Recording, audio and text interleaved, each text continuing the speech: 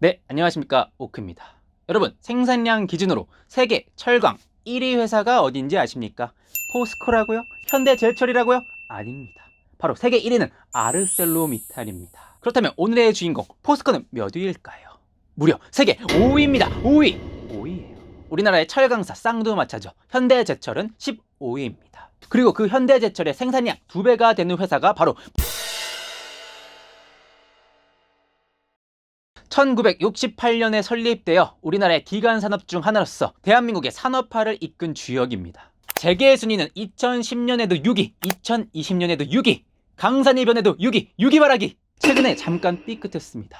이 시국으로 인한 전방산업 악화와 원재료 가격 상승도 큰 부담으로 작용했는데요. 포스코 정말 힘을 내야 합니다. 대한민국을 위해, 포항, 광양 시장 경제를 위해, 그리고 애정하는 취준생 여러분들을 위해 저 오크가 정말 빠른 업로드 했습니다. 좋아요, 댓글, 구독, 좆댓구 부탁드리겠습니다. 좆댓구. 네, 신입사원 채용입니다. 9월 18일 마감이고요. 20 인문계열 모두 모집하고 있고요. 근무지는 포항, 광양입니다.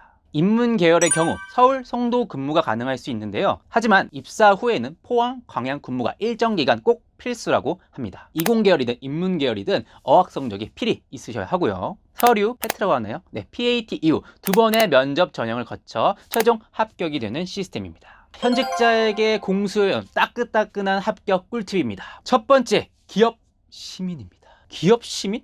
그게 뭐냐고요? 포스코를 지원하시는데 기업 시민 처음 들어보셨다고요? 여러분 반성하셔야 합니다. 2019년 포스코 최정우 회장님은 취임 후 기업 시민 헌장을 발표하셨습니다. 우리가 한 사회 시민으로서 사회에 기여하듯 포스코도 한 사회 일원으로서 사회와 발전, 공생해야 한다는 것이었는데요. 정말 포스코 사이트 들어가시면 비전부터 경영 이념까지 기업 시민 투성인 것을 보실 수 있습니다.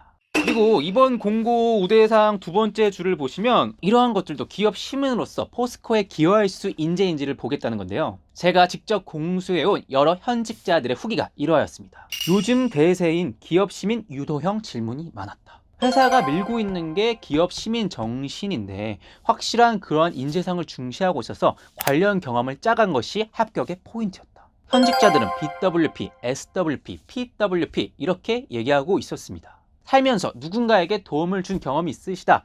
그것은 이제 SWP와 관련된 것이겠고요. 현장 위탁 기업과 어떻게 협력할 수 있을지에 대한 고민은 BWP에 해당할 수 있겠습니다. 이 세 가지 요소를 자신의 사례에 맞게 잘 녹여낼 수 있다면 합격의 중요한 열쇠가 될 수 있는 겁니다.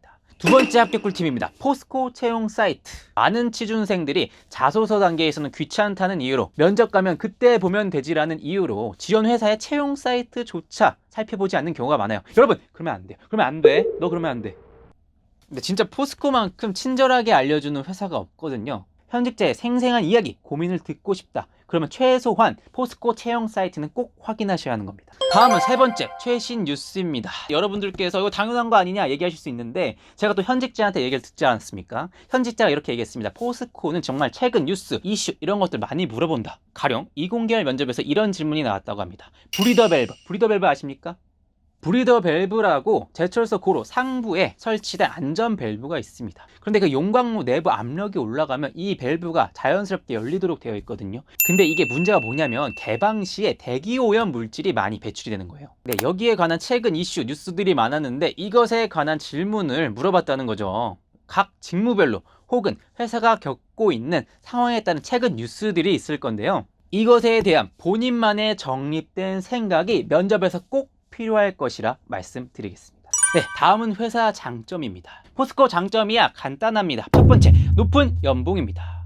포스코가 민영화가 된 지 얼마 안 됐어요. 그래서 굉장히 공기업 같은 인상이 강해서 연봉이 낮을 거라는 인식이 있는데 아닙니다. 상당히 높습니다. 2019년 사람인 기준 연봉 평균이 SK에너지 1위, 삼성전자 7위, 그리고 현대차 17위, 포스코가 무려 16위. 초봉도 약 5천만 원 정도 된다고 하니까 높은 연봉은 정말 인정하지 않을 수 없는 부분. 두 번째, 근속연수입니다. 쟤도 안 나가? 나도 안 나가. 공기업 스멜 내는 사기업에게 제가 자주 쓰는 멘트인데요. 실제로 현장이나 오피스에 근속 20년 이상 넘으신 분들이 굉장히 많다고 합니다. 대부분 입사하면 정년 보장. 최근에 적자가 났을 때도 희망퇴직조차 받지 않았다고 해요. 네, 세 번째, 셔틀버스입니다. 포항, 광양 근무지 않습니까? 이게 정말 디메리트일 수밖에 없어요. 저처럼 서울에서 놀고, 서울에서 자라고, 서울에서 먹고, 서울 완전 토박이 이런 분들에게는 또 굉장히 큰 단점으로 작용할 수 있는데요. 셔틀버스를 굉장히 잘 운행하고 있다고 합니다. 주말에도 서울 직행 버스를 운행하고 평일에도 사내 예약 시스템으로 서울 광양, 서울 포항, 포항 광양의 버스들을 왕복으로 운행하고 있다고 합니다. 비용도 굉장히 저렴하다고 하고요. 네, 제가 원래 장점 3가지 말씀드리는데요. 추가적으로 마지막 제가 멘트 하겠습니다. 서울살이에 지치신 분들이 굉장히 많습니다. 천정부지로 치솟는 집값, 도심 한복판 미어 터질 것 같은 차량들, 사람들, 항상 바삐 살아야 할 것만 같은 숨막히는 분위기. 여러분, 과메기를 좋아하십니까? 여러분, 불고기를 좋아하십니까? 정답은 포스코입니다.